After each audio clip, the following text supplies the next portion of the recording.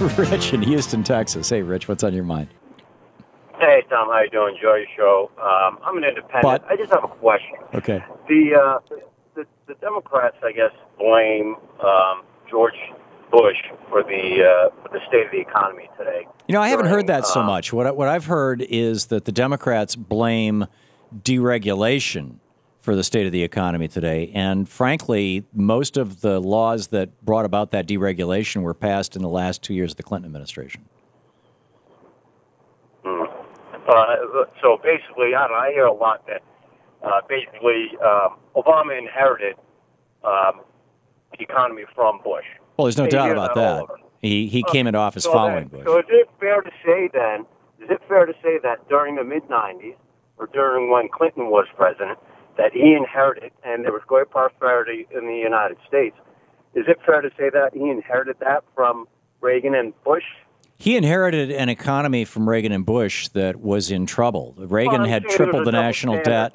George Herbert Walker Bush had added another $1 trillion to the national debt. And when Bill Clinton finally got legislation passed through Congress that raised the top tax rate on millionaires and billionaires by 3%, he did so. You'll hear all these commentators come on and say, oh, Clinton finally got bipartisan, and that's why we got a balanced budget. No, that's a lie. Not one Republican in the House of Representatives voted for that. In fact, Newt Gingrich stood up and said, if this bill passes, we will have another Great Depression. And, of course, not only did we not have a Great Depression, but we had several years of balanced budgets and surplus budgets and great prosperity as a consequence of Bill Clinton raising taxes on rich people. And so those rich people would be more inclined to keep their money in their business rather than, as Mitt Romney does, put it in their Swiss bank account or their Cayman Islands account. Okay, so then double standard applies. I mean, basically. Well, you can call it what you want. You know, George Bush came into office and got rid of Bill Clinton's tax cuts or tax increase on rich people, and what happened? I'm just trying to be fair.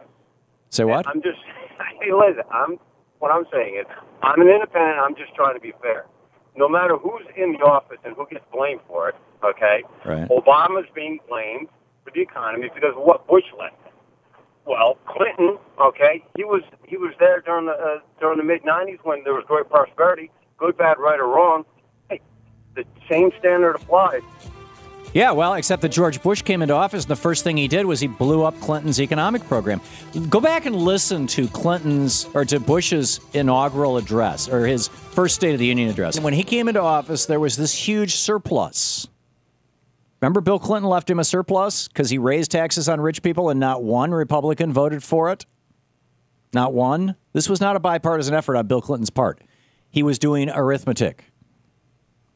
And so George W. Bush comes into office and says, wow, look at this. And this is the promise that he made to America a couple of weeks after he was sworn in, when he gave his first, or actually it was a couple of months, I guess. The State of the Union is in March. He was sworn in January.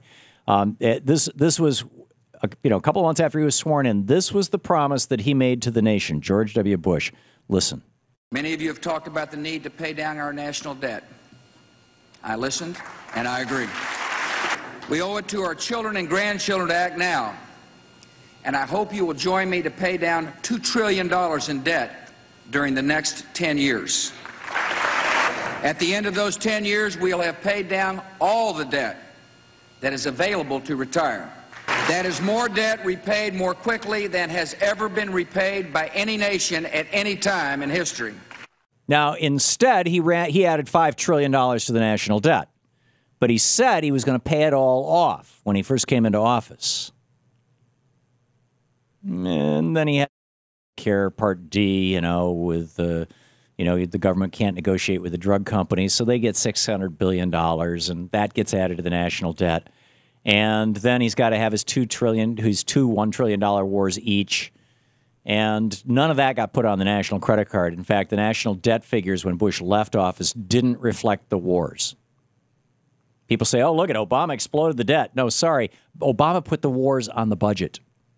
Bush didn't have them on the budget. Obama put Medicare on the budget. Bush didn't have it on the budget. Obama put the Bush tax cuts on the budget. Bush didn't have them on the budget. So just to keep the record straight.